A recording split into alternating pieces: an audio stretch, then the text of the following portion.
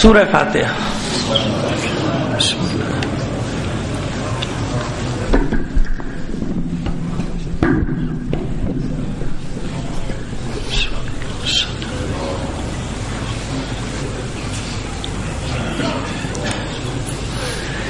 اعوذ باللہ من الشیطان الرجیم. بسم اللہ الرحمن الرحیم. الحمد للہ رب العالمین. الصلاۃ والسلام علی اشرف الانبیاء والمرسلین سیدنا و نبینا ابی القاسم محمد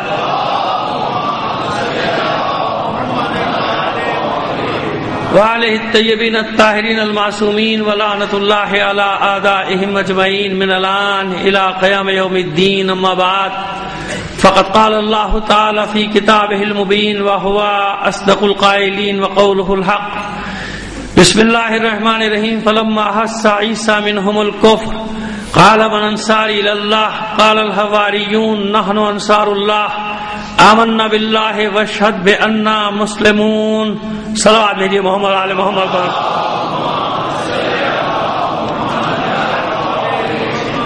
آپ سے درخواست کروں گا مرحوم سید ذکی حسن کاظمی ابن سید محمد ذکی کاظمی، سیدہ زبیدہ خاتون بنت سلطان مرزا رضوی، سید محمد مجتبی ابن سید ممتاز حسین عابدی، سیدہ لطیف النساء بنت سید محمد سبطین رضوی، سید مہدی حسن ابن سید محمد مجتبی عابدی، سیدہ نسیمہ خاتون بنت سید ذکی حسن کاظمی، اور اپنے تمام مرحومین اور تمام شہداء کو شامل کر کے ایک سورہ فاتحہ پڑھ کر بخش دیجیے گا.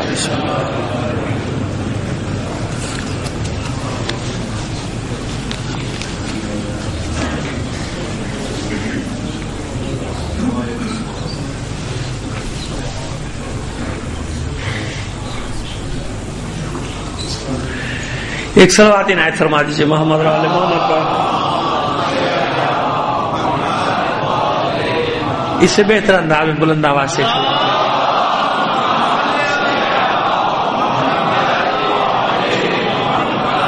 ہماری گفتگو جاری ہے انصار اللہ پر، اور آیت یہ بتا رہی ہے کہ انصار اللہ کسی ایک زمانے تک محدود نہیں ہے. جب اللہ کے دین نے مدد کے لیے پکارا ہے، ایک جماعت اس کی مدد کے لیے نکلی ہے، اور جو جماعت اس کی مدد کے لیے نکلی ہے قرآن نے قیامت تک کے لیے انہیں انصار اللہ کا لقب دیا ہے. یہ ہماری بات کل یہاں تک پہنچی تھی ان دو آیتوں کی روشنی میں، اور آج ایک اور تیسری آیت جس کا اشارہ کیا تھا، آج اس کی تفصیل میں جائیں گے. پہلے وہ دو آیت ایک جو سلام کلام قرار دے رہے ہیں، سورہ آل عمران کی 52ویں آیت کی فلما احس عیسی منہم الکفر قال من انصاری الی اللہ. جب عیسیٰ نے احساس کیا کہ قوم اب بغاوت کی طرف مائل ہے، کفر کی طرف مائل ہے، تو آپ نے سوال کیا جو ایمان لانے کے دعوے دار سے ان سے کہ کون اللہ کے راستے میں میری مدد کرنے والا ہے. قال الحواریون نحن انصار اللہ. تو حواریوں نے جواب دیا کہ ہم انصار خدا ہیں، ہم اللہ کی مدد کریں گے، یعنی اللہ کے دین کی مدد کریں گے. آمنا باللہ، کیونکہ ہم اللہ پر ایمان لائے ہیں، خالی دعویٰ نہیں کیا ہے ہم نے. دعویٰ کرنے والے الگ ہوتے ہیں اور عمل کے میدان میں اپنے آپ کو با ایمان ثابت کرنے والے وہ الگ ہوتے ہیں. دو کل ہم نے اس کی تقسیم کی تھی نا آپ کے سامنے کہ ورنہ مومنین سے خطاب تھوڑی ہوتا بار بار کہ یہ کر لو، یہ نہ کرو، یہ کر لو، یہ نہ کرو، کیونکہ یہ اقسام جو ہیں یہ موجود ہیں. خود ائمہ تحریر نے مومنین کی درجہ بندی کی ہے، اسی طرح قرآن مجید نے بھی مومنین کی درجہ بندی کی ہے، طبقہ بندی کی ہے. ایسے نہ سمجھے گا کہ بس ایک ہی سارا سلسلہ، ایسا نہیں ہے. بات آگے بڑھی وشہد بأننا مسلمون، اور اے جناب اے اللہ کے رسول گواہی دیجیے گا کہ ہم آپ گواہ رہیے گا. گواہی دیجیے گا مطلب آپ گواہ رہیے گا کہ ہم مسلمان ہیں، ہم اللہ کے دین پر یعنی اللہ کے سامنے ہم نے سر تسلیم خم کر دیا. اور پھر دوسری آیت سورہ صف کی 14ویں آیت ہم نے جس میں عمومیت تھی، یہاں تو محدود ہے نا، یہاں مقید ہے، یعنی یہاں پر آیت مطلق نہیں ہے بلکہ صرف جناب عیسیٰ کے حواریوں کا ذکر ہو رہا ہے کہ جناب عیسیٰ کے حواری انصار اللہ ہیں. لیکن وہ جو آیت ہے اس میں عمومیت ہے، سب کے لیے پیغام ہے کہ جو چاہے وہ بن سکتا ہے. یا ایھا الذین آمنوا کونوا انصار اللہ. کل اس پہ بات کی تھی نا کہ اے ایمان لانے والو، اے مومنو، انصار خدا بنو، انصار اللہ بن جاؤ. یعنی بن سکتے، جب چاہے تو بن سکتے ورنہ نہیں بن سکتے. اس لیے حکم دیا جا رہا ہے، اس لیے بتایا جا رہا ہے کہ یہ حکم ہے مانو یا نہ مانو. جیسے اور احکام ہے ویسے یہ بھی حکم ہے، اب مانو یا نہ مانو. جو مانے گا وہ انصار اللہ بن جائے گا، جو نہیں مانے گا وہ نہیں بنے گا. اس پہ ہم نے تفصیل سے آپ سے بات کی. تو یہاں بھی یہ کس نے اس مثال اللہ نے یہی دی. یہاں بھی کہا آپ سے یا ایھا الذین آمنوا کونوا انصار اللہ کما قال عیسی ابن مریم للحواریین، جیسا کہ عیسیٰ ابن مریم نے اپنے حواریوں سے کہا تھا من انصاری اللہ قال الحواریون نحن انصار اللہ. یہاں تک ہماری بات پہنچی تھی اور ہم نے ایک آیت کا چھوٹا سا حوالہ دیا تھا.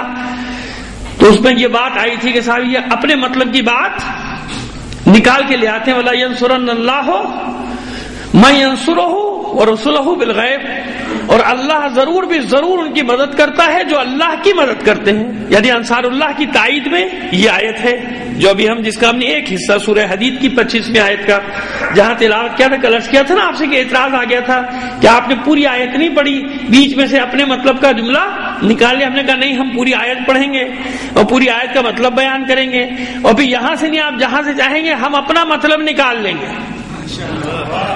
اور ہمارا مطلب کیا ہے؟ ہمارا مطلب صرف اور صرف یہ ہے کہ یہ قرآن جن کے گھر میں نازل ہوا ہے بس وہی اہل تھے اور کوئی اہل نہ تھا.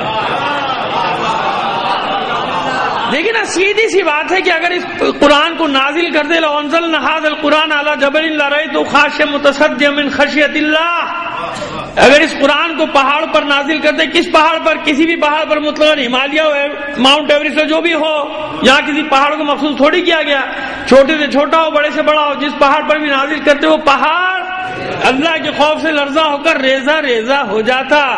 یہی وزن تو بتایا گیا نا. تو ہم تو اپنا مطلب ہر جگہ سے لے آئیں گے. ہم سب سے پہلے تو یہ بات ثابت کریں گے کہ بتائیے قرآن کا وزن کیا ہے. قرآن وہ امانت ہے جس کا بار اٹھانے سے سب نے انکار کر دیا تھا، ہر مخلوق نے انکار کر دیا کہ یہ وزن ہم نہیں اٹھا سکتے. تو اب آپ خود سمجھ لیجئے نا کہ ہمارا مطلب تو نکل آیا کہ جب قرآن کا وزن کوئی اٹھا ہی نہیں سکتا تھا تو جس نے بھی اٹھایا وہی تو اللہ بتانا چاہ رہا ہے کہ اگر وہ قرآن سے زیادہ نہیں تو برابر تو ہے نا.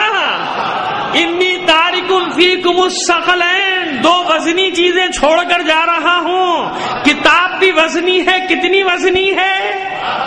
بتا دیا نا قرآن نے خود بتا دیا نا کہ کتنی وزنی ہے قرآن. یہ کتاب کتنی وزنی ہے؟ انی تارک فیکم الثقلین، دو وزنی چیزیں تمہارے درمیان، دو گراں بہت چیزیں چھوڑ کر جا رہا ہوں. کیوں وزن کا لفظ استعمال ہوا؟ اس لیے کہ قرآن نے وزن بتایا کہ قرآن کا وزن یہ کہ پہاڑوں پر نازل کرتے تو پہاڑ خوف سے لرزاں ہو کر ریزہ ریزہ ہو جاتا. اشارہ کر رہے ہیں بس ایک جملے میں اور بات کو آگے بڑھاتے ہیں. اب جن پر نازل ہوا ان کا وزن کیا ہے؟ ان کا وزن انہوں نے بتایا جنہوں نے قرآن پڑھا ہی نہیں، یہ آیت پڑھی نہیں. کس نے؟ ارے بنی نجران کے عیسائیوں نے بتایا تھا کہ نہیں بتایا تھا؟ ان کے سردار نے کہا تھا نا مباہلے سے ہاتھ اٹھا لو، ایسے چہرے دیکھ رہا ہوں پہاڑوں کو اشارہ کریں گے اپنی جگہ چھوڑ دیں.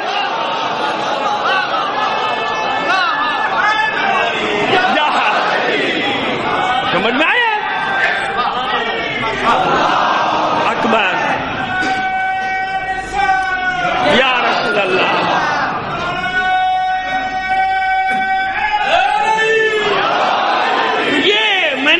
اپنا جو کل قول کا بات کہی تھی، قول کیا، میں تو بڑا حقیر سا انسان ہوں، اس کی تائید میں بات لایا ہوں. کیا آپ سمجھ رہے ہوں گے شاید میں نے یوں ہی ہوا میں بات کر دی کہ ہم جہاں سے چاہیں گے اپنا مطلب نکال لیں گے؟ اب ثابت ہو گیا کہ جہاں، کیونکہ ہمارا مطلب ایک ہی ہے. ہمارا مطلب ایک ہی ہے کہ عالمین میں اللہ کے بعد رسول و آل رسول کے بعد کوئی نہیں ہے.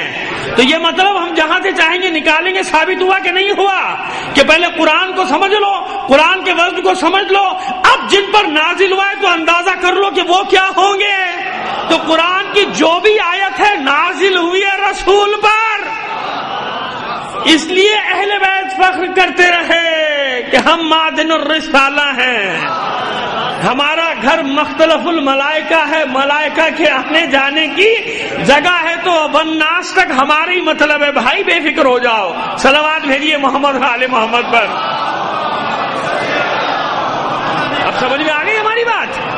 جو ہم نے کہا تھا کہ ایسے تھوڑی کہہ دیا تھا کہ آپ جہاں سے چاہیں گے مطلب نکال لیں گے. تو وہی دلیل آپ کے پاس آ گئی، اس لیے آپ کو یہ دلیل دی کہ آپ یہ نہ سمجھیں کہ بھائی ایسے ہی اپنے روا روی میں ایک جملہ کہہ دیا مولانا صاحب نے کہ جہاں سے چاہیں گے مطلب نکال دیں گے. اچھا فلاں آیت سے نکالیے، فلاں آیت سے کیا میں تغرم الناس تک ہماری مطلب ہے.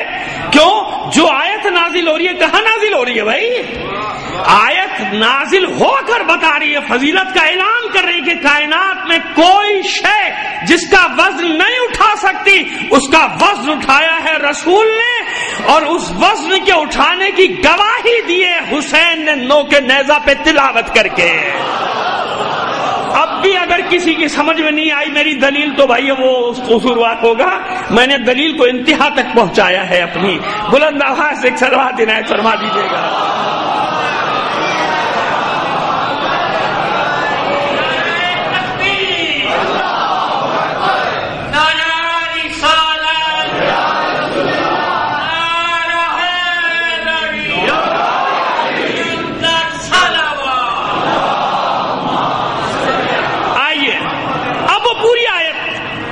کس کے بارے میں گفتگو ہو رہی ہے؟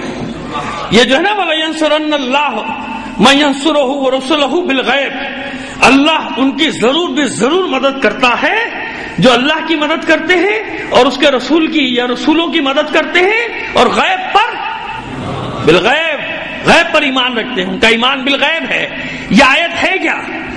حالانکہ اس میں مطلب کی بہت ساری باتیں تھیں، وہ پڑھ سکتا تھا، لیکن یہ پڑھا تھا تو اعتراض آیا تھا، تو اب پوری آیت پڑھتا ہوں شروع سے اور پھر بات کو لے کر آگے چلتے ہیں کہ کیا مطلب ہے یہاں انصار اللہ کا کون مصداق ہے، اس آیت میں مصداق کون ہے؟ وَلَقَدْ أَرْسَلْنَا رُسُلَنَا بِالْبَيِّنَاتِ وَأَنزَلْنَا مَعَهُمُ الْكِتَابَ وَالْمِيزَانَ، اور اللہ نے یعنی ہم نے وَلَقَدْ أَرْسَلْنَا رُسُلَنَا بِالْبَيِّنَاتِ، ہم نے رسولوں کو بھیجا، ایسے نہیں بھیجا، روشن نشانیوں کے ساتھ بھیجا، نشانیاں دے کر بھیجا، یعنی معجزات دے کر بھیجا، بینات کے ساتھ بھیجا، ایسے معجزے دے کر نہیں بھیجا جن کو اگربتی سے ڈھونڈنا پڑے۔ سمجھ میں آ گئی میری بات؟ بری لگی تو لگی، مجھے بھی بہت ساری باتیں بری لگتی ہیں، مجھے کوئی فرق نہیں پڑتا، جو بات ہے وہ میں نے کر دی۔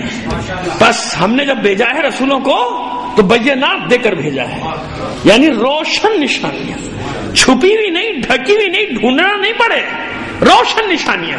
آئیے کیسے سمجھائیں اس بات کو؟ یوں سمجھاتے ہیں۔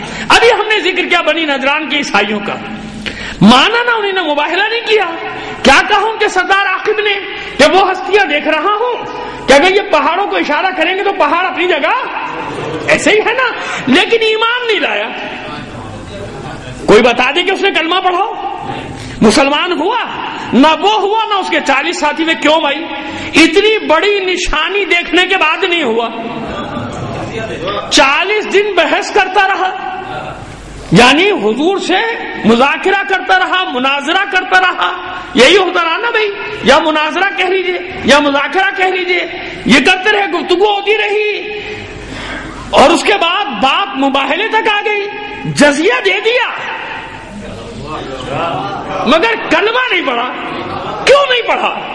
جب خود اعلان کرے کہ نہیں کرنا ہلاک ہو جاؤ گے، ہے نا، منع کر رہے ہیں نا، کلمہ کیوں نہیں پڑھا؟ ایمان کیوں نہیں لایا؟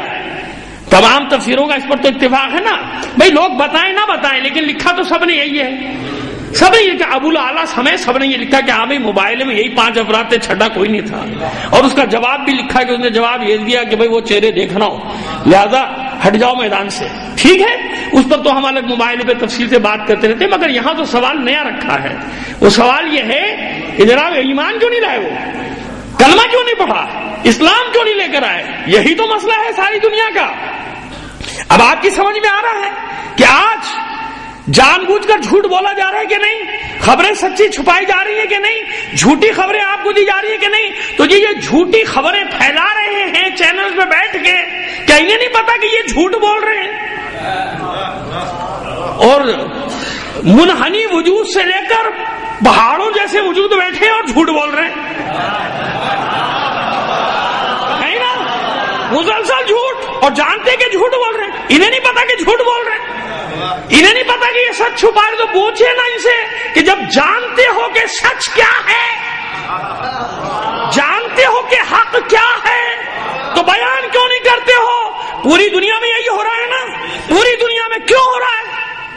یہاں کی مثال لے کے چلیے نا، آپ پاکستان کی اپنے ملک کی مثال لے لیجئے، کیوں ہو رہا ہے؟ جب یہ جانتے ہیں کہ سچ کیا ہے جھوٹ کیا ہے، جھوٹ کا ساتھ دے رہے ہیں، جانتے ہیں کہ وہ غاصب ہے آل سعود، جانتے ہیں مگر اس کا ساتھ دے رہے کہ نہیں؟ جانتے ہیں کہ حملہ سعودی عرب نے کیا ہے مگر کیسے شور کر رہے ہیں جیسے یمن نے کیا، ارے حرمین بچاؤ، ارے حملہ اس نے کیا، بچاؤ حرمین کو۔ پاگل ہے، دماغ خراب ہو گیا تمہارا، پوری دنیا کو پاگل سمجھا ہوا ہے؟ پاگل نہیں ہے، یہ بڑے مکار ہیں۔ انہی کے لیے تو قرآن نے کہا جیسے ابو جہل جانتا تھا، ابو لہب جانتا تھا، اور بہت سارے ابو جانتے تھے، سب جانتے تھے۔ اب قرآن کہتا ہے کہ اپنے بیٹوں سے زیادہ یہ پہچانتے ہیں رسولوں کو۔ کیوں؟ بابا اپنے بیٹوں میں مسئلہ ہے، بڑا مسئلہ ہے۔ صلوات بھیجیے محمد آل محمد پر۔ مشکل ہے کیونکہ وہ لینگویج، وہ زبان استعمال کرنا زیب نہیں دیتا، ممبر سے نہ کرنی چاہیے، لہذا بس اتنا اشارہ مومن کو پہنچ گیا، بہت کافی ہے۔ تو سمجھ میں آ گئی بات کہ اپنے بیٹوں سے زیادہ پہچانتے ہیں رسول کو، لیکن کیوں نہیں مانتے؟ مسئلہ کیا ہے؟ مسئلہ یہ ہے کہ عبداللہ کا یتیم، مسئلہ یہ ہے کہ عبد المطلب کا پوتا، مسئلہ یہ ہے کہ بنی ہاشم کو یہ منصب مل جائے، یہ سچے ثابت ہو جائیں۔ ہم تو انتظار کر رہے تھے کہ رسول ادھر ادھر آئے گا، میرے قبیلے میں، اس قبیلے میں، اس قبیلے میں، یہ ہاشمیوں میں کیسے آ گیا؟ تو اصل مسئلہ یہ نہیں تھا کہ وہ رسول کو نہیں پہچانتے تھے، اصل مسئلہ اس بغض، کینے اور عداوت کا تھا جو ہاشم سے ان کے دلوں میں تھی۔ تو آج بھی جانتے سب ہیں، مگر 1400 سال سے جو مخالفت کر رہے ہیں کیسے اس سے واپس مڑ جائیں، یو ٹرن کیسے لے لیں کہ آج تک ان کو غلط کہتے رہے، اب صحیح کہا تو اپنے لوگوں کو کیا منہ دکھائیں؟ جانتے سب ہے نا؟ یا ارے بہت سے لوگ تو ہمارے سامنے اعتراف کر چکے ہیں کہ کیا کریں، وہ اپنے لوگ ہیں نا، مار دیں گے۔ وہ جیسے مفتی حسن جان کو مار دیا تھا، مار دیا نا بیچارے کو، جیسے اور بہت سارے نام لے سکتا ہوں، بیچاروں کو مار دیا، حالانکہ انہی کے مکتب کے تھے۔ کریں کیا بھائی، ڈر لگتا ہے۔ بات تو آپ کی صحیح ہے، مگر مسئلہ ہے گدی نشست، مسئلہ ہے گدی نشینی کا، بلکہ مسئلہ ہے میرے اپنی لغت میں گدی نشینی کا۔ یہ جو لوگوں کی گدی پر سوار ہیں، یہ سوار کیسے ہوں گے پھر لوگوں کی گدی پہ اگر اپنی بات سے ہٹ گئے تو؟ صلوات بھیج دیجیے محمد آل محمد پر۔ تو بات سمجھ میں آئی؟ اب جانتے ہیں کہ وہ کیسے ایمان لیا۔ وہ ایمان لیا تو ساری ان کی جو اجارہ داری ہے، مونوپولی، وہ ختم۔ وہ سارے چرچ، اتنے چرچ اس کے انڈر میں ہوں گے، مجھے کیا پتا کتنے ہوں گے، مگر تمام عیسائیوں کا تھا نا بھائی، اسقف اعظم تھا یا بڑا پادری تھا، جو بھی تھا تو اتنا بڑا نا کہ 40، تو اس کے ساتھ علماء آئے تھے، وہ ان علماء کا بھی سردار تھا عاقب۔ تو اب کتنا بڑا تھا؟ تو اب کیا وہ جو امپائر ہے وہ چلی جائے گی نا ہاتھ سے؟ ہر جگہ یہی مسئلہ ہے۔ لوگ جانتے ہیں کہ سچ کیا ہے، جھوٹ کیا ہے، مگر وہ جو چھوٹی چھوٹی امپائرز بنی ہوئی ہیں، وہ امپائرز خطرے میں ہیں، وہ مساجد خطرے میں ہیں، وہ مدارس خطرے میں ہیں، وہ ہزاروں لوگ جو ان کے انڈر میں ہیں، جن کی وجہ سے لاکھوں کروڑوں کی آمدنی ہو رہی ہے، وہ سب خطرے میں ہیں۔ لہذا خبردار، سمجھ میں تو آ گیا سچ کیا ہے، جھوٹ کیا ہے، سمجھ میں آ گیا کہ کون یہودیوں سے لڑ رہا ہے، کون یہودیوں کی گود میں بیٹھا ہے۔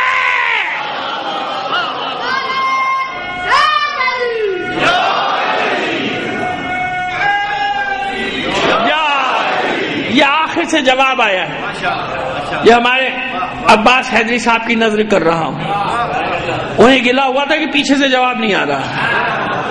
بہرحال دعا کیا کہ جن پڑھنے والوں کے لیے ہمارے سب خدمت گزار پروردگار سب کے خلوص میں بھی اور توفیقات میں اضافہ کر رہا ہے، کیونکہ خلوص کے بغیر پھر مزہ نہیں ہے۔ مخلص ہو آدمی تو پھر مزہ آتا ہے، پھر اور مزہ ہوتا ہے جب خالص ہو۔ خلوص کی دعا سب سے زیادہ مانگا کریں کہ پروردگار سب کو خلوص سے نیت دے، اس نیت سے پڑھیں گے مولا عزت دینے والا ہے، سب کو عزت دیتا ہے۔ صلوات بھیجیے محمد آل محمد پر۔ خیر، اب یہ جو بات ہم نے ذرا سی آپ سے کی سمجھ میں آ گیا کہ بینات دیکھنے کے باوجود، روشن نشانیاں دیکھنے کے باوجود لوگ ایمان لائے نہیں لائے نا؟ کیوں؟ امپائرز اپنے مفادات کیسے چھوڑ دیں گے؟ آپ کے یہاں کی لوکل زبان کے چودراہٹ، اور ہمارے یہاں کبھی کہا جاتا تھا خلافت، یہ بھی اصطلاحیں ہیں مختلف علاقوں کی الگ الگ۔ اب یہ عجیب بات ہے کہ یہی اصطلاحیں بنی تو یہی بنی، کہیں یہ اصطلاح نہیں بنی کہ اپنی امامت چمکانے کے لیے۔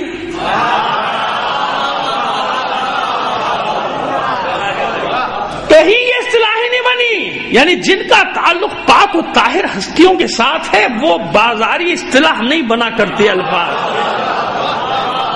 بے شک ہر قوم میں، بے شک ہر مکتب میں ایک امام کا منصب ہے مختلف ائمہ ہے نا، امام فلاں مجازن نائبین امام کے لیے بھی کہہ دیا جائے تو کوئی حرج، مجازن کہہ دیا جاتا ہے تو کوئی حرج نہیں ہوتا، پریشان نہ ہوا کیجئے. امام اسے بھی کہتے ہیں جو آپ کو نماز پڑھاتا ہے. آپ سے پوچھا جائے آپ کی مسجد کا امام کون ہے، آپ فوراً اسلحہ نکال لیں گے. ہماری مسجد میں امام کہاں سے آیا بھائی؟ امام تمہارا ہے.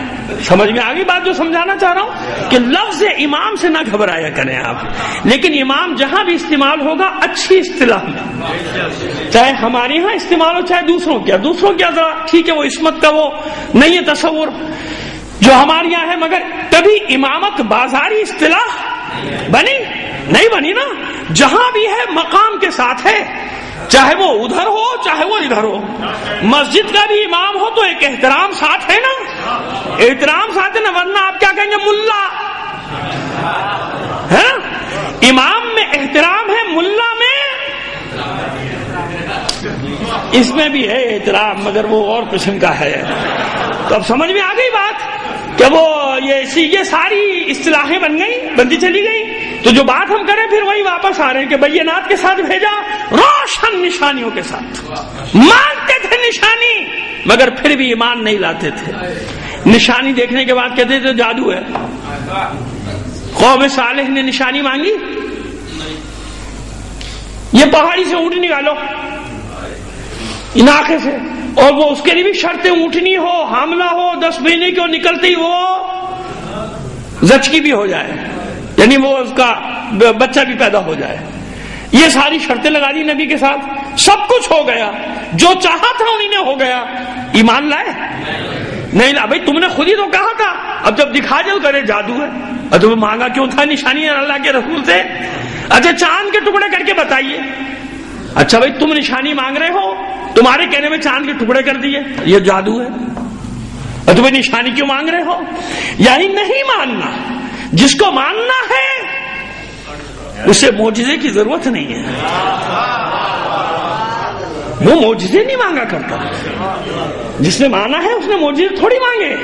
رسول سے ہاں نشان کبھی اطمینان قلب کے لیے کوئی واقعہ ہوا تو ہوا، لیکن شرط قرار نہیں دیا معجزے کو ایمان لانے والوں نے کہ معجزہ ہوگا تو ایمان لائیں گے ورنہ ایمان نہیں لائیں گے. ہمیشہ معجزہ مانگتے تھے کون؟ جن کا ایمان نہیں ہوتا تھا، ان کو دکھایا جاتا تھا. 1400 سال میں مسئلہ الٹا ہو گیا. اب کہیں ایسی خبر سنو جاؤ تو مجبوراً دیکھنا پڑتا ہے. کیوں نہیں دیکھیں گے؟ کہیں گے ایمان کچا ہے. ارے بھائی جن کا ایمان کچا ہے انہیں کے لیے تو معجزہ ہوتا ہے، اور کس کے لیے ہوتا ہے؟ معجزہ ہوتا کس کے لیے؟ جب مجھے نظر ہی نہیں آ رہا تو معجزہ کہے گا نہیں تمہارا ایمان کمزور ہے، مولوی ہے نا اس کا عقیدہ کچا ہے اس لیے اس کو نظر نہیں آ رہا، لہذا اب جا کے ڈھونڈنا پڑا، دیکھنا ہاں نظر آ گیا، لوگ کہتے دیکھا پکا ہے. یہ ہوتی ہے بلیک میلنگ، مذہبی بلیک میلنگ اس کو کہتے ہیں. سمجھ گئے آپ کہ لوگوں کے عقیدے سے کھیلو، لوگوں کے جذبات سے کھیلو، ان کا استحصال کرو، ان کو اپنے ڈھب پر لے کر آؤ. اب تو شعور میں آ جائیے، باشعور ہو جائیے، سمجھیے ان چیزوں کو کہ ایسے دین کے ساتھ تماشے نہیں ہوتے. بینات وَلَقَدْ أَرْسَلْنَا رُسُلَنَا بِالْبَيِّنَاتِ، ہم نے روشن نشانیوں کے ساتھ بھیجا.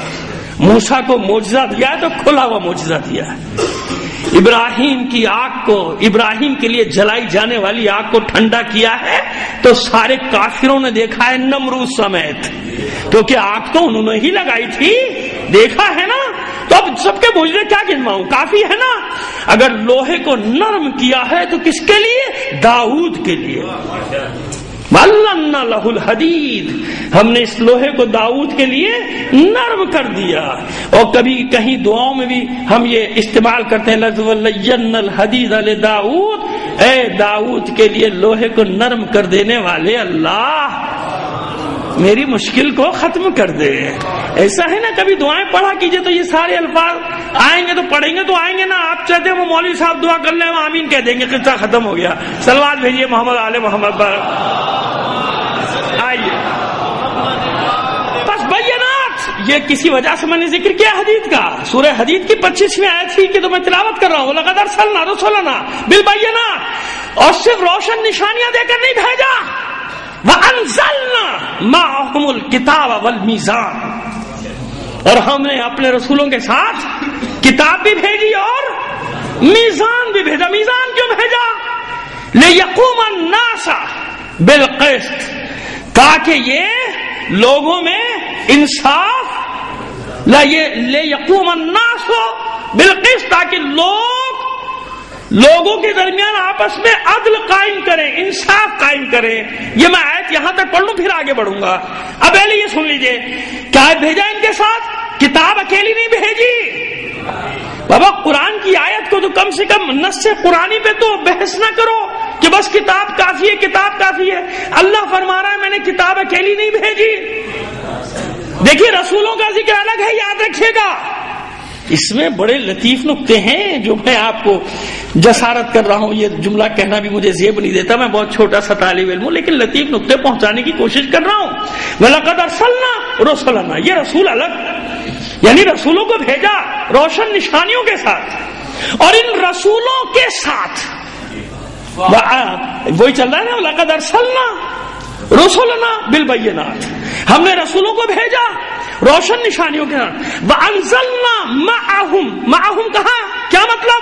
یعنی اور ان رسولوں کے لیے نازل کیا، یا ان رسولوں کے ساتھ نازل کیا۔ کس کو نازل کیا؟ وَأَنزَلْنَا مَعَهُمُ الْكِتَابَ وَالْمِيزَانَ، اور ان رسولوں کے ساتھ بھیجا کتاب کو بھی میزان کو بھی۔ تو میزان کی تشریح رسول نہیں ہے، رسول کے لیے کتاب اور میزان بھیجی گئی، اکیلی کتاب نہیں، کتاب کے ساتھ میزان۔ یہ وہ الیکشن والا ترازو نہ سمجھیے گا، تاکہ اس کے ذریعے سے کیا ہو، لوگوں کے درمیان عدل و انصاف قائم کیا جائے۔ کتاب بھی بھیجی اور میزان، ابھی نہیں معلوم میزان کیا ہے، مگر یہ طے ہے کہ اس میزان کے ذریعے سے عدالت قائم ہوگی، یہ طے ہے، کیونکہ آگے لے یقوم الناس آ گیا بالقسط، تاکہ یہ لوگ آپس میں عدل و انصاف سے رہیں، یا لوگوں میں عدل و انصاف قائم ہو جائے، قائم ہو جائے، ان میں عدل قائم ہو جائے۔ تو میزان کا کام کیا ہے؟ عدالت قائم کرنا۔ اکیلی کتاب نہیں بھیجی بھائی، کتاب کے ساتھ میزان۔ اور بھی جگہ میزان کا ذکر ہے جہاں تعویل کر دیتے ہیں کہ ہم نے آسمان سے کتاب اور میزان میں جگہ، میزان سے مراد رسول ہے، یہاں تو بالکل صاف صاف ہے نا، الگ الگ ہے نا۔ وَلَقَدْ أَرْسَلْنَا رُسُلَنَا بِالْبَيِّنَاتِ، ہم نے رسولوں کے بھیجا روشن نشانیوں کے ساتھ، وَأَنزَلْنَا مَعَهُمْ، اور ان رسولوں کے ساتھ نازل کیا کتاب کو اور میزان کو، دو چیزوں کو نازل کیا ہے، کتاب نازل کی ہے اور میزان ہم نے بھیجا ہے، اوپر سے نازل کیا ہے۔ انزلنا، کتاب بھی اوپر سے آئی ہے، میزان بھی، ذہن میں رکھیے گا اس بات کو، نازل کیا ہے، ہم نے اوپر سے بھیجا ہے، جہاں سے کتاب آئی ہے وہیں سے میزان بھی آیا ہے، یہ یاد رکھیے گا۔ بس حسبنا کتاب اللہ نہیں چلے گا، کیوں نہیں چلے گا؟ نص قرآنی کے خلاف ہے، نص قرآنی ہے کہ نہیں، اکیلی کتاب کیسے؟ اس کتاب کے ذریعے عدالت قائم کون کرے گا؟ کون بتائے گا؟ تشریح کون کرے گا؟ کس کو حق حاصل ہے؟ ورنہ کیا ہوگا اگر کتاب کے ساتھ میزان نہ ہوئی؟ میزان یعنی جس میں تولا جائے گا حق اور باطل کو، یہی ہے نا مطلب، عدالت قائم ہوگی نا، انصاف کو نا انصافی سے الگ کیا جائے گا نا، یہی ہے نا، حق اور باطل کو الگ الگ کر دیا جائے گا، یہی عدالت، یہ عدالت قائم ہوگی، ایسے ہی ہے نا، یہی مفہوم ہے، اس کے علاوہ اور کوئی مفہوم نہیں ہے۔ کتاب بھیجی، اگر نہیں ہوتی میزان تو کیا ہوتا؟ جو اب بھی ہو رہا ہے، ایسا نہیں کہ نہیں ہو رہا ہے، لوگ اپنے اپنے مطلب کا سورہ تو چھوڑیے، آیت تو چھوڑیے، ایک لفظ مل جائے تو فرقہ بنا لیتے ہیں۔ یہ دیکھیے فلاں جگہ 6500 آیت میں سے ایک آیت میں یہ لفظ، یہ آیا کہ نہیں آیا؟ بھائی یہی تو دلیل ہے ہماری، باقی اسے 6500 آیتیں نہیں، لگ بھگ جتنی میں، تو کیونکہ تعداد میں 2-3-4 کا اختلاف اس لیے کہ آیتیں کم یا زیادہ نہیں ہیں، تعداد کی بات کر رہا ہوں. کہیں جیسے 2 آیتوں کو ملا کے کسی نے ایک لکھا ہے، کسی نے اس کو الگ کیا، تو وہ الگ ایک بحث ہے. قرآن کی کبھی زندگی رہی تو رمضان میں اس پہ روشنی ڈال دیں گے، لیکن ابھی پھر بات کہیں نکل جائے گی کہیں کی کہیں. تو 6,500 کے لگ بھگ جو آیات ہیں بھیا، ان میں کہاں یہ ہے ایسا ایک لفظ نکال کے فرقہ بنا، ایک آیت نکال کے فرقہ بنا، اور کسی نے چند ایک لفظ کو چند جگہ پایا شرک شرک شرک. حالانکہ آج خود پھنس گئے اس چکر میں شرک والے، دوسروں پر شرک کے تانے لگانے والے آج سب سے بڑے مشرک بن کے بیٹھے ہوئے ہیں. ہاں بھائی، آپ کے حساب سے تو آپ خود سب سے بڑے مشرک ہوئے، کیونکہ اللہ ہی کو چھوڑ دیا آپ نے، باقی سب سے مانگ رہے ہو بھیک. اللہ کو چھوڑ کے سب سے مدد مانگ رہے ہو آپ، تو وہ اس لیے سب سے بڑے مشرک وہ بن گئے. یہ بھی ایک اللہ کی طرف سے لعنت ہوتی ہے کہ چاند پر منہ کر کے تھوکو گے تو تمہارے منہ کے اوپر آ جائے گا. ہم پہ کوئی فرق نہیں پڑا، ہم کل بھی زندہ تھے، آج بھی زندہ ہیں، اور قیامت تک اسی طرح سرخرو رہیں گے، سر بلند رہیں گے. اطمینان رکھو. صلوات بھیجیے محمد آل محمد پر. کیوں ہم نے پہلے دن سے اصول رکھا نا کہ کتاب آئی ہے، سب نے پہچان لیا کتاب کو. کسی نے پوچھو کتاب کا قرآن، کتاب کیا ہے بھائی؟ قرآن. میزان کیا ہے؟ نہیں معلوم. وہ بتاؤ نا.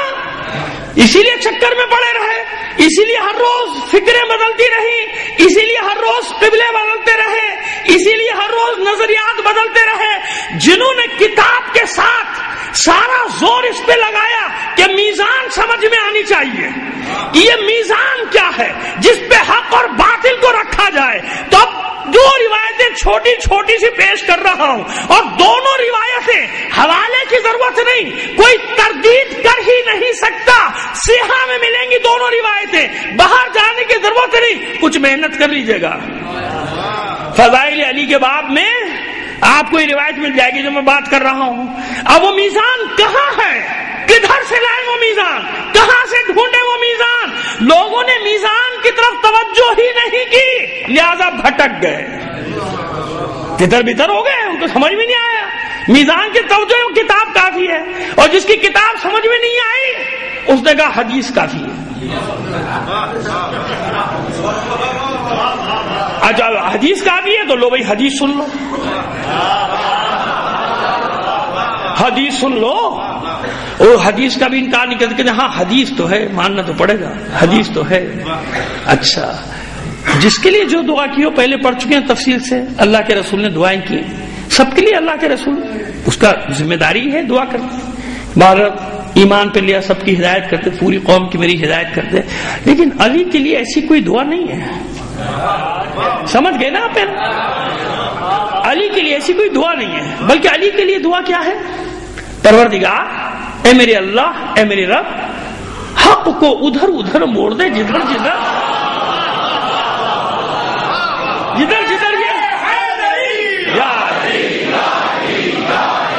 اور سنیے میں کہہ سکتا ہوں کہ یہ اعتراض آ سکتا ہے کہ یہ حدیث آپ کی ہے. بھائی آپ کی یہاں سے ہماری یہاں آ گئی ہوگی کہیں کسی جگہ، ورنہ ہماری یہاں نہیں ہے، آپ کی یہاں. اچھا چلیے نہ مانیے، مگر میں نے آپ کے سامنے تو رکھ دی نا ایک حدیث، رکھ دی نا کہ حق کو ادھر ادھر موڑ، جدھر جدھر علی مڑ جائے. کیوں؟ آگے حالات اللہ کا رسول جانتا ہے کیا آنے والے ہیں، لہذا لوگوں کے سامنے میزان ہونا چاہیے. لوگ رشتے نہ دیکھیں، یہ دیکھیں کہ میزان کیا ہے. سمجھ گئے میری بات؟ سمجھیے، کیونکہ جانتے کہ لوگ یہ دیکھیں گے اوہو تقدس خادم الحرمین، بس اس رشتے سے سارے رشتوں تک آخر تک چلے جائیے کہ رسول کو کیا کیا خیال ہے کہ کون کون سے رشتے ہیں جو لوگوں کے سامنے آئیں گے، لوگ گھبرا جائیں گے. کیا کریں؟ لہٰذا کوئی میزان ہونی چاہیے کہ نہیں؟ ہونی چاہیے نا. تو وہ روایت کہ جس کو رد نہیں کر سکتا کوئی، علی مال حق والحق ما علی، علی حق کے ساتھ ہے، حق علی کے ساتھ ہے. لکھ تو دیا، سمجھا نہیں. یہ لکھی ہے حدیث، یہ انہیں کی حدیث لکھی ہے کہ علی حق کے ساتھ ہے، حق علی کے ساتھ ہے. یعنی یہ کوئی دو چیزیں الگ الگ نہیں،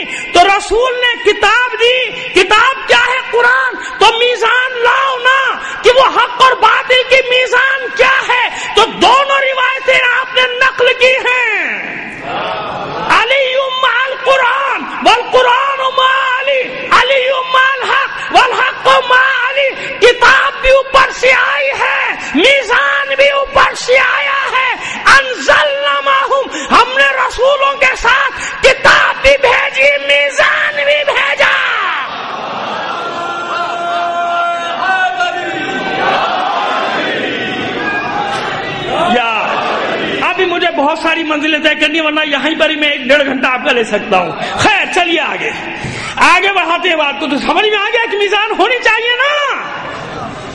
چلیے اب بھی نہ مانیے آپ، اور آگے بڑھاتے ہیں آیت کو.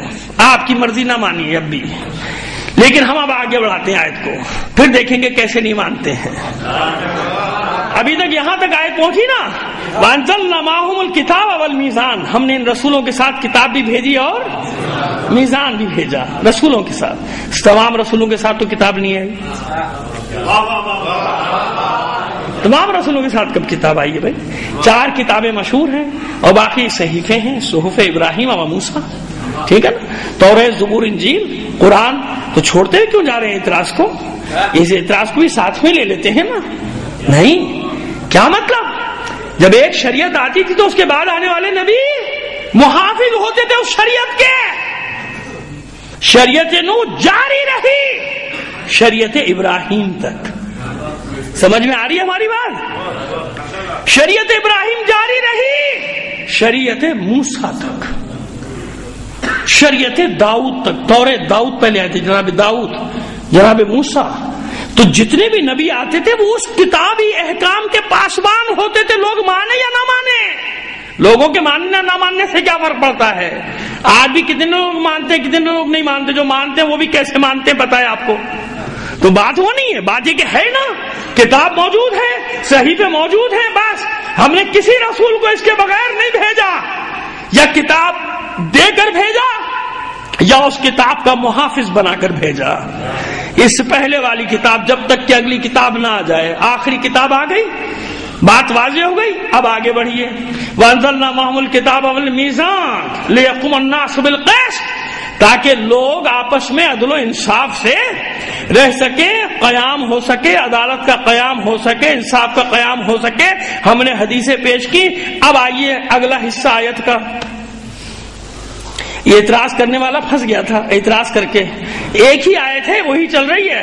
وَأَنزَلْنَا الْحَدِيدَ فِيهِ بَأْسٌ شَدِيدٌ وَمَنَافِعُ لِلنَّاسِ وَلَيَنْصُرَنَّ اللَّهُ مَن يَنْصُرُهُ وَرُسُلَهُ بِالْغَيْبِ.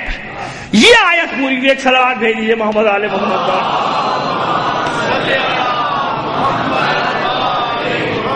بڑی بڑی مشکلات آ جاتی ہیں. ایک اور صلوات بھیجیے محمد آل محمد کا.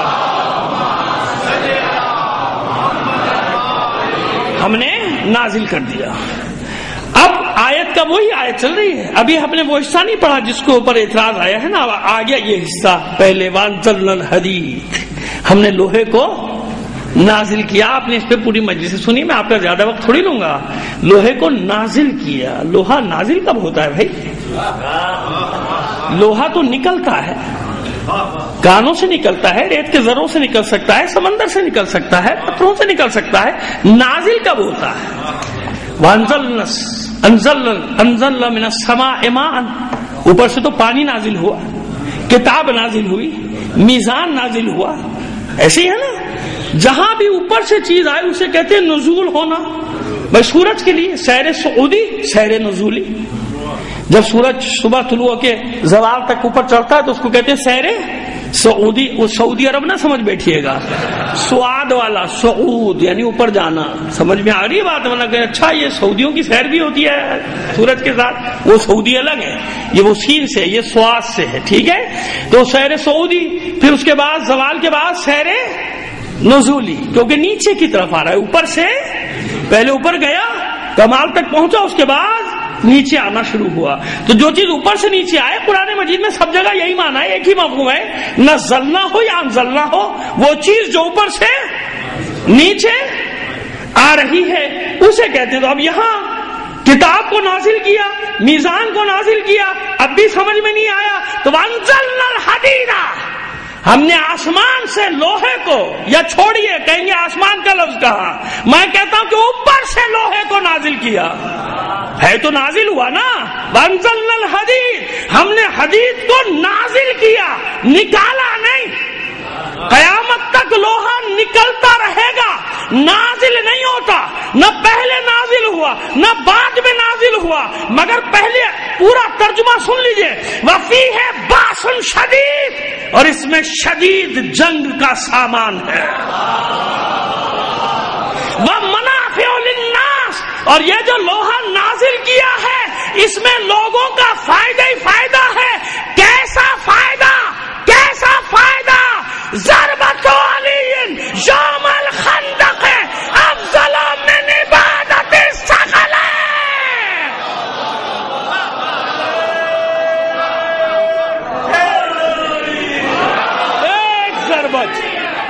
ایک ضربت علی کے صبح کے ساتھ دل مولا علی مولا علی مولا علی مولا علی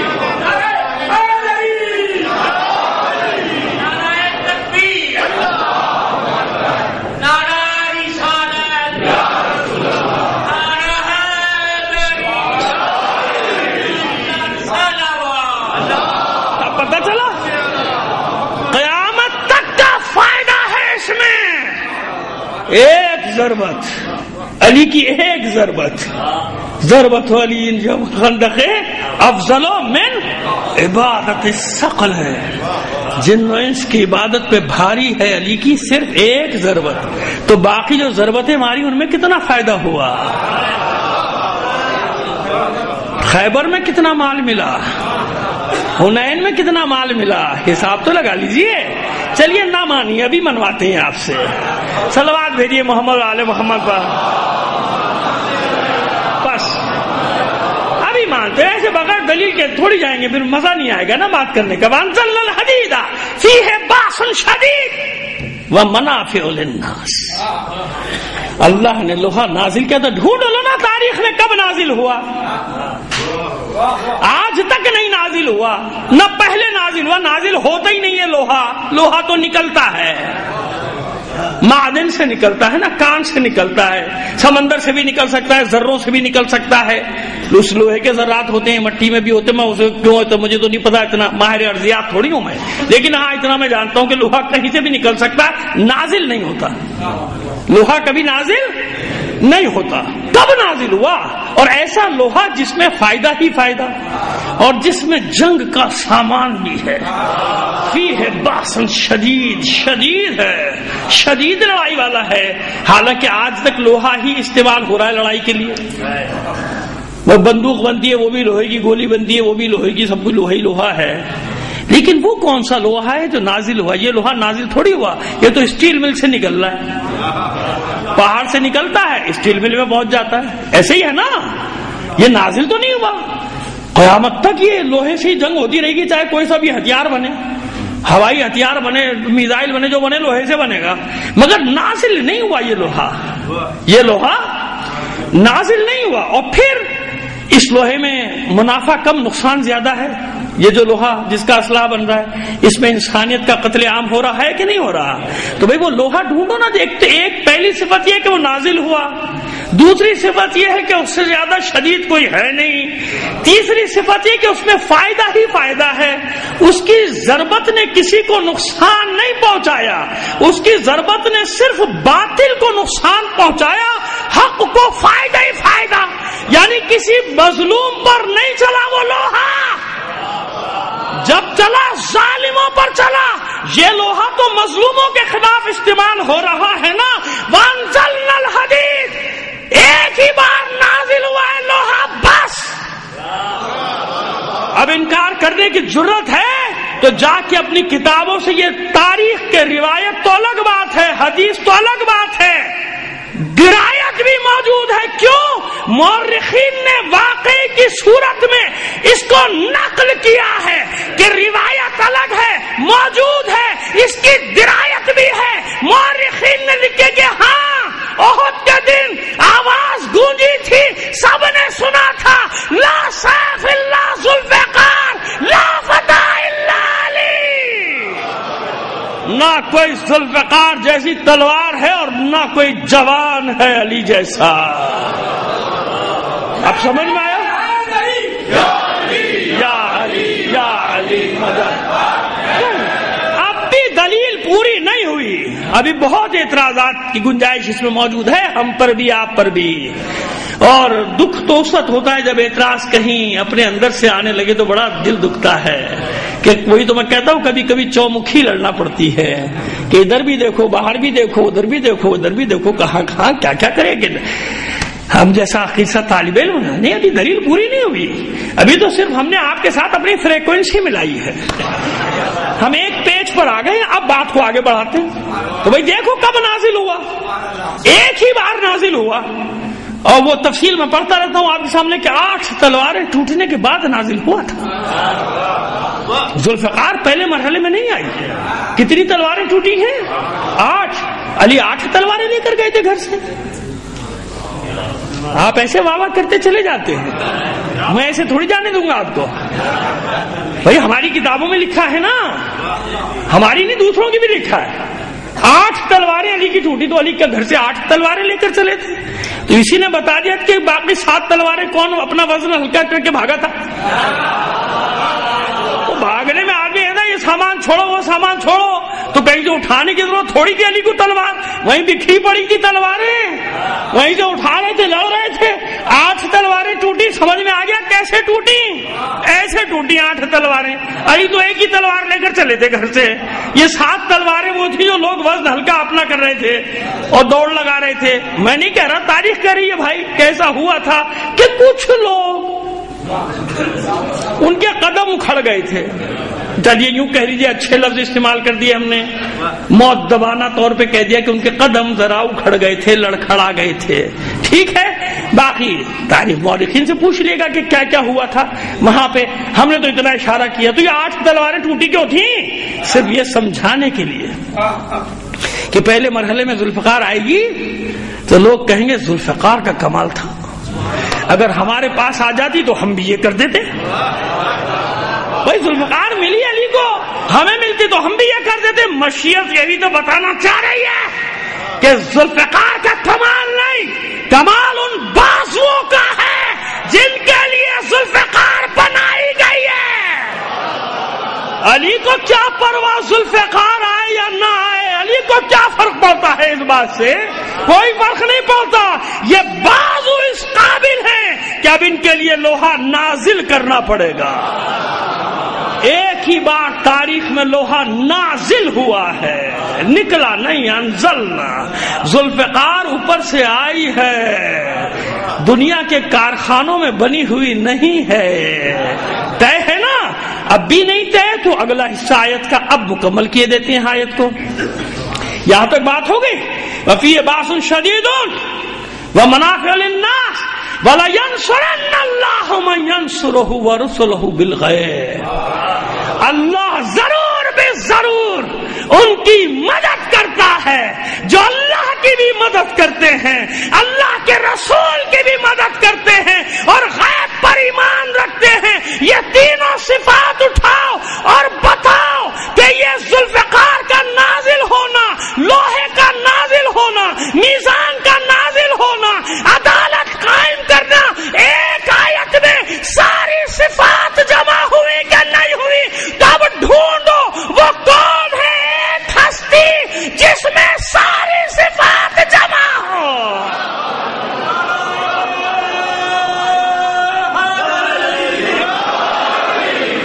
وہ حق اور باطل کا معیار بھی ہو، وہ حق اور باطل کے درمیان فرق کرنے والا بھی ہو، وہ عدالت کا ایسا قائم کرنے والا ہو کہ قیامت تک مسند عدالت خالی رہے گی اس کے بعد، یا اس کو بیٹھنے کا حق تھا یا اس کا بیٹا آ کر بیٹھے گا مسند عدالت پر۔ سمجھ میں آ رہا ہے؟ اس پہ ہم پڑھتے رہے مجلسیں، اب بات واضح ہو گئی۔ وَلَيَنْصُرَنَّ اللَّهُ، اللہ ضرور بھی ضرور مدد کرے گا۔ کس کی؟ مَن يَنْصُرُهُ، جو اللہ کی مدد کرے گا۔ اب اس طرح سے کسی نے اللہ کی مدد کی؟ انصار اللہ تو آپ بن سکتے ہیں قرآن کے مطابق اگر وہ صفات پیدا کر لیں، لیکن یہاں جس کا ذکر ہو رہا ہے وہ کون ہے؟ اس سے پہلے وَأَنزَلْنَا الْحَدِيدَ ہے، اس سے پہلے وَأَنزَلْنَا مَعَهُ الْكِتَابَ وَالْمِيزَانَ ہے، ایک ہی آیت۔ اب تو پوری ہو گئی آیت، اب بات سمجھ میں نہیں آئی تو پھر آپ کی مرضی ہے، بات واضح ہو گئی کون ہے، بس اللہ ضرور اس کی مدد کرے گا۔ تو کیسے مدد کی اللہ نے؟ غیب پر ایمان کیسا ہے اس کا، یہ صفت بھی دیکھ لیجئے،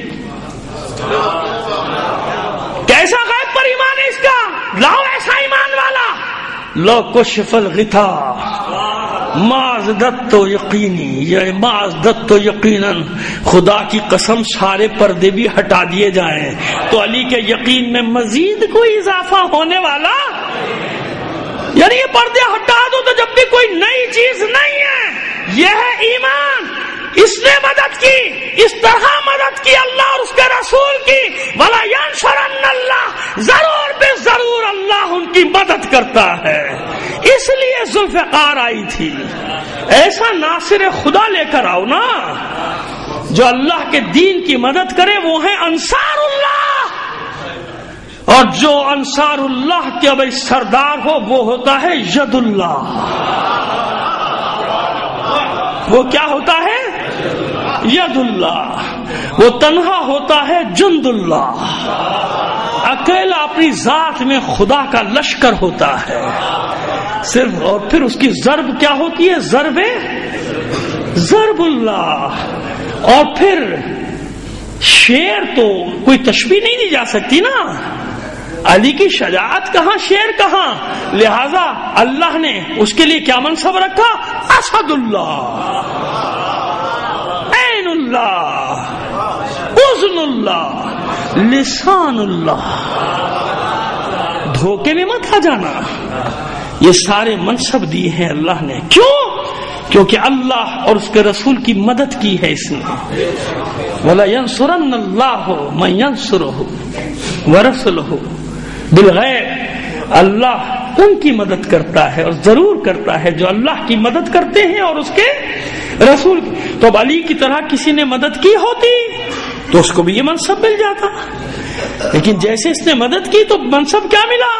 اب انصار اللہ نہیں ہے علی، یاد رکھیے گا، انصار اللہ تو وہ بنیں گے جو علی کی مدد کریں گے، انصار اللہ تو وہ بنیں گے جو علی کی مدد کریں گے۔ علی تو نصر من اللہ کا مصداق ہے، علی کی فتح کو اللہ اور رسول کی فتح قرار دیا جاتا ہے، علی کی ضرب کو اللہ کی ضرب قرار دیا جاتا ہے، ایسا ہی ہے نا؟ یہ تو آپ سنتے ہی رہتے ہیں، بس بات کو یہاں پر لا کے سمیٹتے ہیں، بیان کو ختم کرتے ہیں۔ یہاں پر اتنی بات سمجھ میں آ گئی کہ انصار اللہ میں علی کو شمار نہ کیجیے گا، انصار اللہ تو وہ ہے جو علی کی مدد کریں گے، جیسے رسول کی مدد کرنے والے، اسی طرح علی کی مدد کرنے والے، چاہے وہ گنتی کے ہوں، سلمان ہو، مقداد ہو، بوذر ہو، مگر انصار اللہ کے مصداق ہیں۔ کیوں؟ کیونکہ علی معیار حق اور باطل ہے، حق ادھر ادھر جائے گا جدھر جدھر علی جائے گا، جس طرف علی جائے گا حق ادھر جائے گا، علی حق کے پیچھے نہیں ہے، حق علی کے پیچھے پیچھے چل رہا ہے، جو علی کی اتباع کرے گا وہ حق کی اتباع۔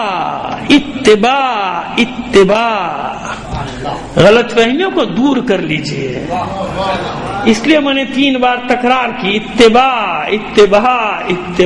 اتباع علی ہے، علی کی مدد۔ خالی زبانی جمع خرچ کافی، اپنے آپ کو جھوٹی تسلیاں دینا کافی نہیں ہے، اپنے آپ کو خواب و خیال کی دنیا میں رکھنا کافی، اتباع۔ بس علی کے زمانے میں جس نے علی کی مدد کی وہ انصار اللہ کا مصداق قرار پایا، حسن کے زمانے میں جس نے حسن کی مدد کی وہ انصار اللہ کا مصداق قرار پایا، اور حسین کی جس نے نصرت کی، میں نے عرض کیا تھا یا مجھے نہیں معلوم مگر تکرار میں کوئی حرج نہیں کہ انصار اللہ کا مصداق صرف مرد نہیں ہے، انصار اللہ کا مصداق وہ خواتین بھی ہیں، عظیم خواتین، جیسے آسیہ زن فرعون، جسے بدترین انداز میں فرعون نے مصلوب کیا تھا، میخیں ٹھونک کر، کہ دم نکلنے میں بھی کہتے ہیں کہ ان کے کئی دن لگے تھے، مگر اتنی اذیت کے باوجود جناب آسیہ آخری وقت میں تبسم تھا، مسکرا رہی تھی، ہنس رہی تھی، تو فرعون نے کہا معاذ اللہ یہ عورت پاگل ہو گئی، مر رہی ہے مسکرا رہی ہے، کہا کہ تجھے نہیں معلوم کہ جو میں دیکھ رہی ہوں تو کہاں دیکھ سکتا ہے، میں کس مقام پر پہنچنے والی ہوں، اللہ نے میرے لیے کیا مقام رکھا ہے۔ تو موسیٰ کی نصرت کرنے والی یہ خاتون بھی انصار اللہ کا مصداق ہے وہ. اور اس کے علاوہ بھی اور خواتین کا بنی اسرائیل کی ذکر ہے کہ جنہیں کڑھاؤں میں ڈال دیا گیا تھا, جلا دیا گیا تھا ان کو, ان کے بچوں کو, وہ انصار اللہ ہیں. کیونکہ باب تغلیب ہے اس لیے مذکر کا صیغہ ہے یہاں پر. انصار جمع, اس میں مؤنث مذکر دونوں شامل ہیں. لہذا کربلا میں انصار اللہ کا مصداق صرف 72 شہداء نہیں ہیں, ان شہداء کے بعد جو قافلہ چلا ہے نا وہ بھی مصداق ہے.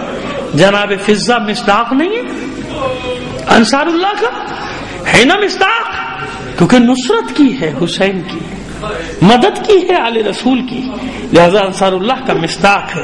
شیریں مصداق نہیں ہے انصار اللہ کی, مدد کی ہے.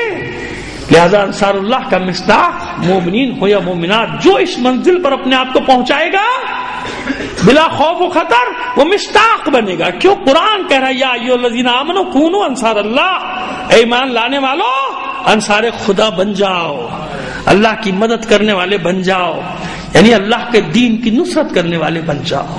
بس جیسے میں نے کل عرض کیا تھا, جس ترتیب سے مجھے حکم دیا گیا ہے میں اسی طرح کوشش کر رہا ہوں مصائب کو پڑھنے کی. بس آج خواتین میں سے اسی بی بی کا ذکر ہے جس کا سوشل اسٹیٹس کیا ہے, سماجی مقام کنیز. جناب شیریں سماجی مقام کیا ہے, ایک کنیز, لیکن نصرت حسین نے اسے کیا مقام دے دیا کہ اس کے ذکر کے بغیر 2 مہینے 8 دن مکمل نہیں ہوتے. کہیں نہ کہیں کبھی نہ کبھی 2 مہینے 8 دنوں میں شیریں کا ذکر ضرور آتا ہے. کیوں؟ اس نے حق ادا کیا نا, اپنے وعدے کو وفا کیا, عورت ہو کے خاتون ہو کے اپنے وعدے کو وفا کیا اس نے. اور ایسی بہت ساری خواتین کے ذکر ہیں کہ کبھی موقع ملا تو خیر ایک بار ہم نے کبھی پڑھا بھی تھا 10-12 سال پہلے, صرف خواتین کے ان مجاہدات کے اوپر اشرا پڑا تھا کہ جنہوں نے رسول اور آل رسول کی نصرت کی ہے, صرف ان خواتین پر. پھر کبھی انشاءاللہ زندگی رہی تو پڑھ دیں گے, مگر آج اس شیریں کے بارے میں جناب شہر بانو کے ساتھ آئی ہے نا کنیزی میں, نام ہی سے ظاہر عجم ہے. اور اس روایت کے مطابق کہ جناب چوتھے امام کی ولادت کے بعد جناب شہر بانو کا وصال ہو گیا تھا. 2 روایتیں ہیں نا, ایک کربلا تک جانے کی ہے, ایک پہلے کی ہے. لیکن جو بھی روایتیں ہوں یہ طے ہے کہ حسین نے مدینے ہی میں آزاد کر دیا تھا, جناب شیریں کو آزاد کر دیا کہ جائیے شیریں تم آزاد ہو, ہم تمہیں قطع زمین بھی دیں گے, زندگی گزارنے کے لیے سامان بھی دیتے ہیں, جاؤ اپنی زندگی بسر کرو, تم نے بہت خدمت کر لی, حق ادا کر دیا, اب آزادی تمہارا حق ہے. اور اہل بیت تو چاہتے ہی یہ تھے, مولا کائنات سارا سال مزدوری کرتے تھے اور اپنے پیسوں سے مولا کائنات نے کم از کم 400 غلام آزاد کرائے تھے. یہ اہل بیت کا کردار ہے. آج کے زمانے میں غلام نہیں مگر مقروض بہت ہیں غریب مومنین. تو جو ایک مقروض کا قرض ادا کرتا ہے وہ یوں سمجھ لیجئے کہ وہ گردن کو چھڑا رہا ہے نا, ایک انسان کی گردن کو آزاد کرا رہا ہے. خیر یہ تھا ایک مطلب دل میں جو میں نے بیان کر دیا آپ کے ساتھ کہ اپنے اطراف میں دیکھ لیا کیجئے, بیچارے عیال زیادہ ہیں, آمدنی کم ہے, خاندان کے افراد زیادہ ہیں, تنخواہ کم ہے, کیا کریں, نہ پڑھا سکتے ہیں بچوں کو نہ لکھا سکتے ہیں. تو اہل بیت کے چاہنے والوں پر بہت سارے فریضے عائد ہوتے ہیں. سمجھ میں آ رہی ہے ہماری بات کہ ان فریضوں کی طرف بھی کبھی دھیان دیا کیجئے. اور ہمارے اکثر مومنین دھیان دیتے ہیں, یہ بھی میں نہیں کہہ رہا کہ نہیں دیتے, لیکن باقی جو نہیں دے رہے انہیں بھی اس طرف دھیان دینا چاہیے. خود ڈھونڈو, ضروری نہیں ہے کہ کسی پر اعتبار نہیں کہ اس کے پاس جائیں گے یہ کھا جائے گا. خود ڈھونڈو, خود کرو, اپنے ہاتھ سے کرو, اور اطمینان قلب حاصل کر لو کہ ہاں میں نے ایک مستحق تک اس کا حق پہنچا دیا. تو شیریں آزاد ہو, اور شیریں وہ کنیز ہے جو آزاد ہونا نہیں چاہتی. مولا مجھے اپنے قدموں سے جدا نہ کیجیے, میں یہی رہنا چاہتی ہوں, میں یہی آپ کے بچوں کی خدمت کروں گی. آل رسول کی کنیزی سے بڑا منصب کیا ہوگا. ارے آج جب ہم فخر کرتے ہیں, کاش اتنی سند مل جائے کہ حسین کے غلام نے اپنا غلام قبول کر لیا تو کافی ہے نا میرے لیے. ایسی ہماری ماں بہنیں بیٹیاں فاطمہ زینب ام کلثوم کی کنیزی پہ فخر کرتی ہیں کہ نہیں کرتی؟ تو یہ تو ہمارا تو فخر ہے, غلامی اہل بیت. لہذا نہیں جانا چاہتی, مگر حکم امام کے آگے کوئی چارہ نہیں, حکم امام ہے. اب جب حکم امام ہے تو شیریں بے بس ہو گئی. مولا ٹھیک ہے آپ کا حکم ہے لیکن میری ایک شرط ہے, بس آپ میری طرف توجہ رکھیں, یہ چیزیں میرا امتحان ہوتی ہیں آپ کا نہیں. تو مولا آپ کا حکم ہے مگر ایک چھوٹی سی عرض ہے میری, شرط سمجھ لیجئے, عرض سمجھ لیجئے, گزارش سمجھ لیجئے, التجا سمجھ لیجئے. مولا کہا کیا چاہتی ہے شیریں؟ مولا ایک وعدہ مجھ سے کیجئے کہ ایک بار میرے مہمان بنیں گے. چند لحظے حسین نے سوچا, چند لحظے سوچنے کے بعد کہا جا شیریں تجھ سے وعدہ رہا تیرا مہمان بنوں.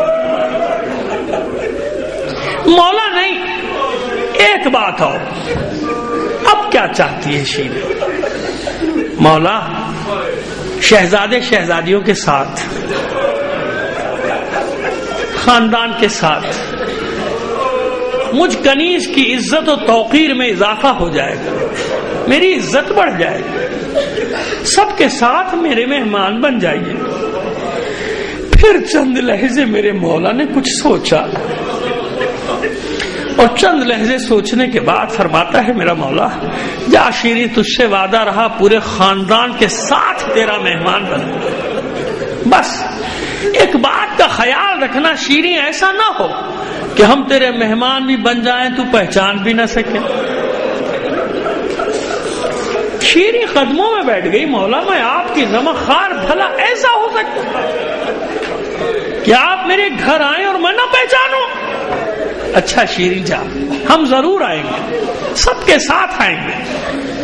پیغام بھجوا دیا, شیریں کو آزاد کر دیا. شیریں جا رہی ہے, اب سب اس کے لیے خلعت, انعام, اکرام, زاد راہ لے کر آ رہے ہیں. بنی ہاشم میں سے خواتین, اور جو بھی زاد راہ اور خلعت لے کر آتا ہے اس میں ایک چادر ضرور ہوتی ہے.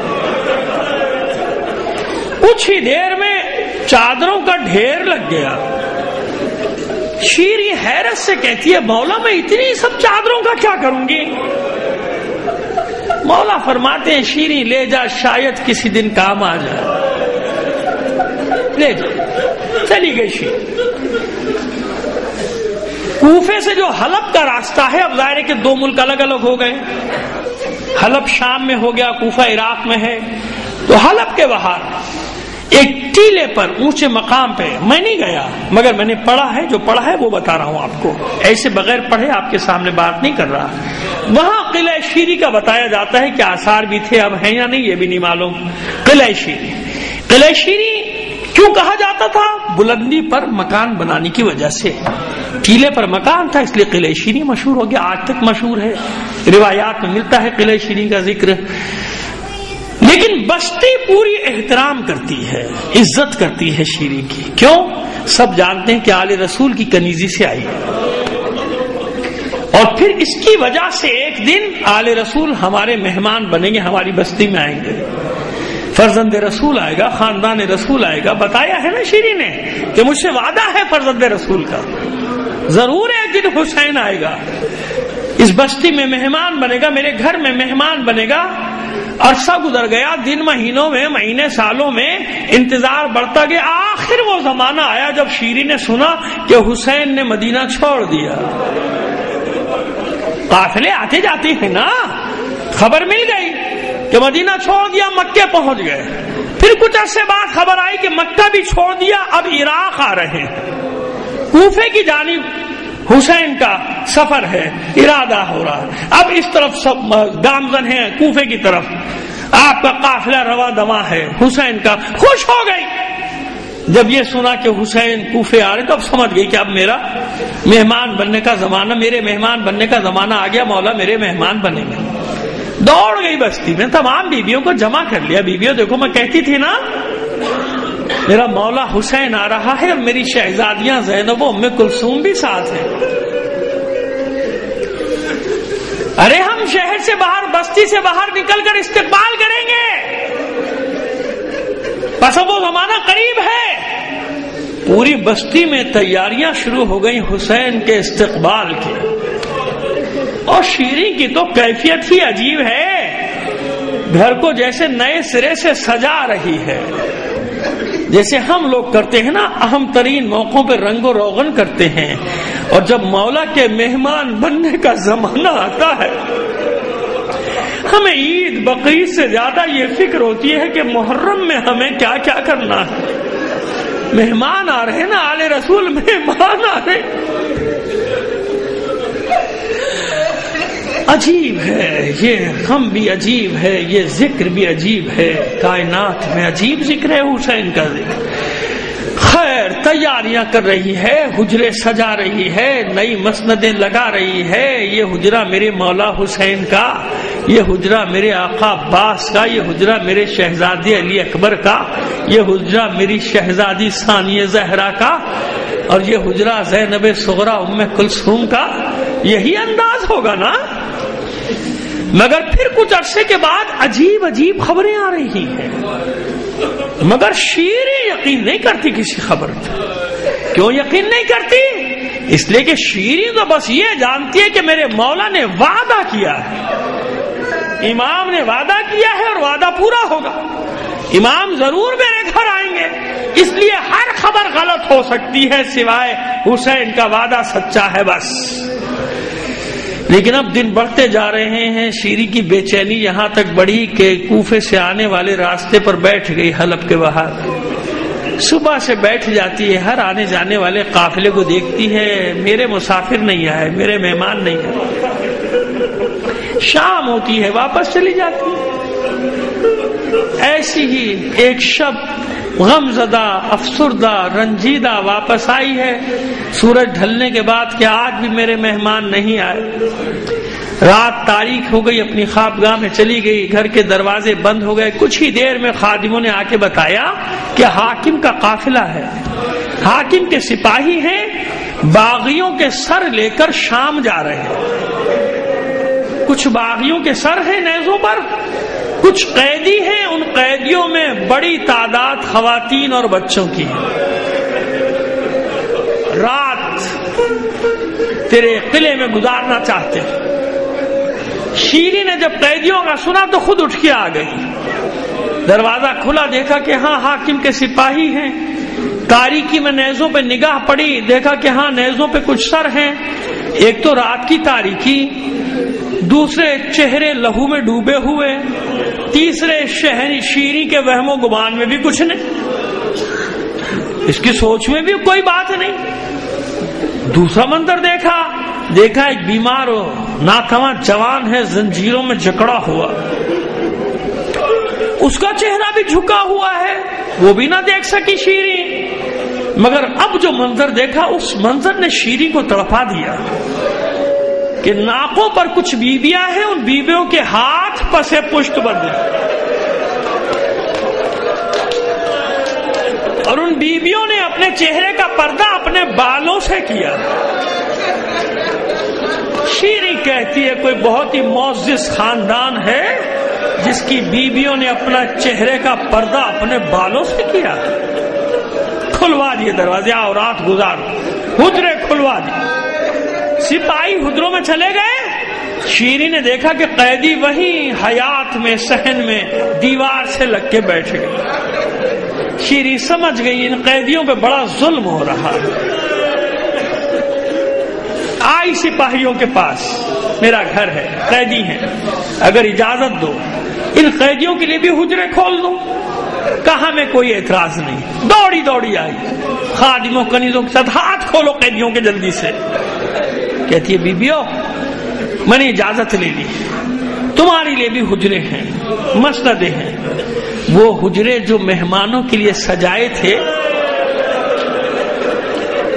ان میں قیدیوں کو لے کر آ رہی ہے اور کہتی کہ دیکھو جب تک میرے گھر میں ہو نا اطمینان رکھو،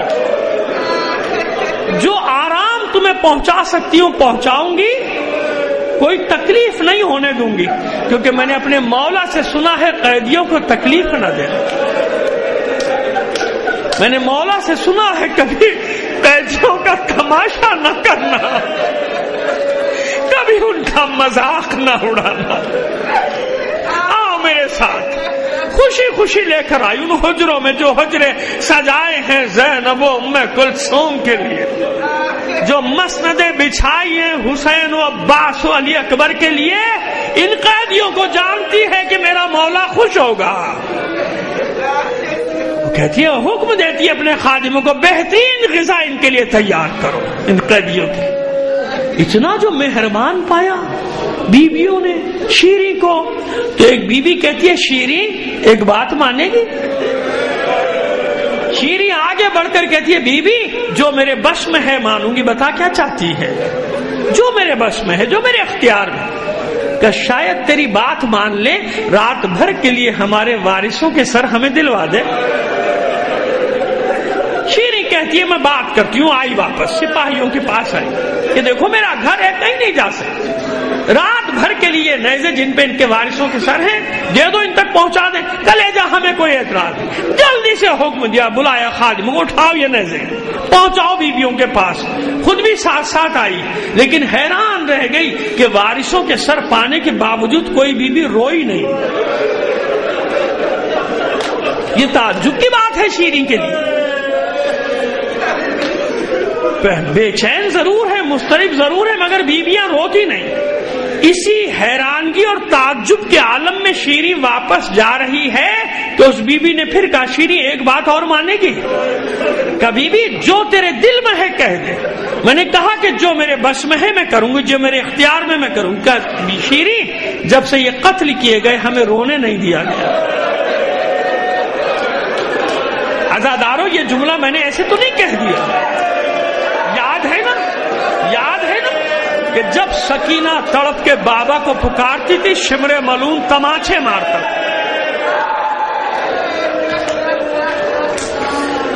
شیریں جب سے قتل کیے گئے ہمیں رونے کی اجازت نہیں. شیریں اتنی اجازت دے دے کہ آہستہ آہستہ گریا کر لے. آہستہ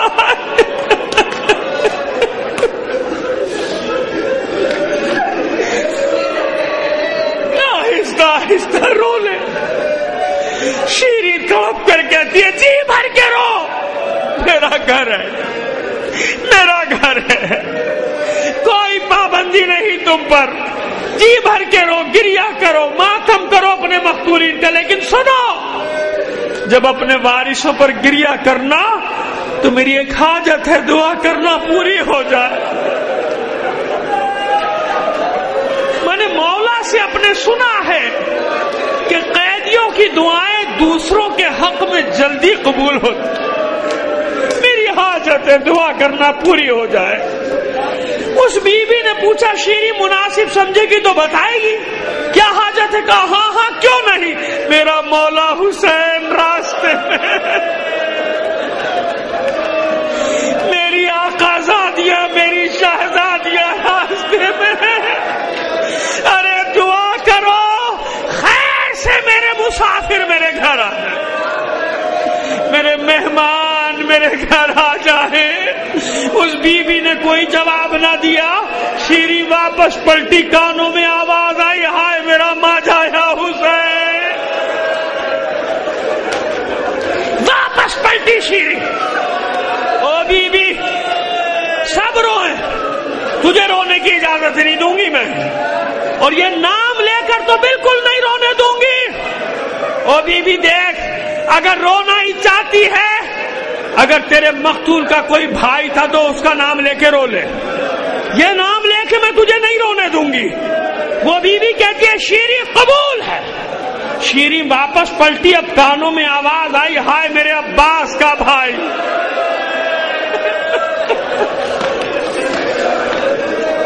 ہائے میرے عباس کا بھائی. شیریں پھر واپس پلٹی. او بیوی یہ نام بھی نہ لے، یہ نام بھی نہ لے.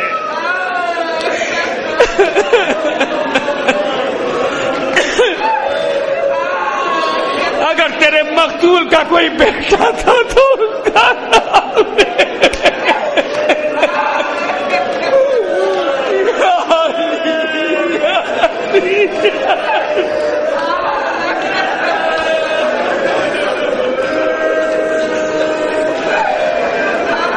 واپس پلٹی شیریں.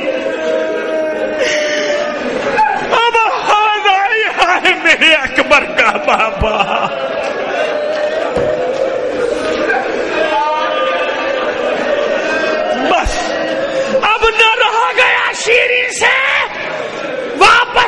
کی دو سانو بیٹھ گئی، اس بیوی کے سامنے ہاتھ جوڑ کر کہتی ہے، او بیوی جب سے تم میرے گھر میں آئی ہے میرے دل کو قرار نہیں، طرح طرح کے وسوسے میرے دل میں آتے، ارے تو ہے کون؟ اپنا تعارف تو کرا، تو کہاں سے آئی ہے؟ تیرے ساتھ کیا حادثہ ہو گیا؟ تجھ پر کیا بیت گئی؟ کیا قصہ ہے تیرا؟ کچھ تو بتا۔ یہ جتنے نام تو لیتی ہے میرے مولا کے گھر والوں کے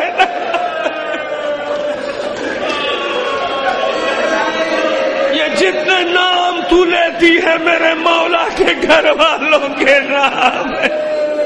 اس بی بی نے کوئی جواب نہ دیا۔ شیری نے 2-3 بار پوچھا، جب جواب نہ ملا تو اب شیری کہتی ہے تجھے تیرے مقتول کی قسم دیتی ہوں، بتا تو کون ہے؟ بس اب زینب کے ضبط کے بندھن بھی ٹوٹ، زینب کے ضبط کے بندھن بھی ٹوٹ گئے۔ چہرے سے بال ہٹا کر کہا، بھول گئی نا شیری، بھول گئی نا، میرے بھائی نے یہ بھی تو کہا تھا ایسا نہ ہو ہم تیرے مہمان بن جائیں تو پہچان بھی نہ سکے۔ شیری پچھاڑے کھانے لگی، منہ پیٹنے لگی، بال نوچنے لگی، اے شہزادی یہ کس عالم میں دیکھ رہی ہوں؟ یہ کیا حال ہے؟ میرا مولا حسین کہاں ہے؟ عباس کہاں ہے؟ علی اکبر، قاسم و محمد، ایک ایک کا نام لے رہی ہے شیری۔ زینب نے شیری کا ہاتھ پکڑ کے کہا، بس کر شیری، بس کر۔ کس کس کا نام لے گی؟ کس کس کا نام لے گی؟ بڑی سرکار کربلا میں لٹا کر آئی ہے زینب، سب کو گنجے شہیدہ میں سلا کر آئی ہے زینب، کوئی نہیں بچا شیری، کوئی نہیں۔ یہ جو زنجیروں سے جکڑا ہوا ہے یہی تیرے وقت کا امام ہے۔ شیری اپنے مولا سے ملے گی، وہ دیکھ، وہ جو سب سے بلند نیزے پر سر ہے وہی تیرے مولا حسین کا سر ہے۔ سر و سینہ پیٹتی ہوئی دوڑی نیزے کی جانب چلاتی جاتی ہے، خوب مہمان بنے ہو، خوب مجھے شرف ہے میزبانی بخشا، اے میرے سید و سردار، اے میرے آقا و مولا، یہ کیسی مہمانی ہے، یہ کیسی میزبانی ہے؟ ارے کیوں میں آج ہی کے دن کے لیے زندہ